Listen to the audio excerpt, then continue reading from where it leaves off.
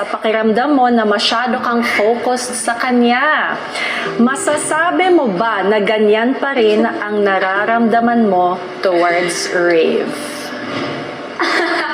Ako po, totoo po na iniiwasan ko po dati si Rave dahil po sa tingin ko, yung attention ko talaga, like yung buong focus ko, and yung nakalimutan ko na yung totoong layunin ko po here inside the house. Pero nung time naman na po na, yun nga po, napag-usapan po namin, hindi ko naman na po naramdaman na masyado na po ako nakafocus sa kanya. Nakatulong po talaga na nasabi ko po yun sa kanya.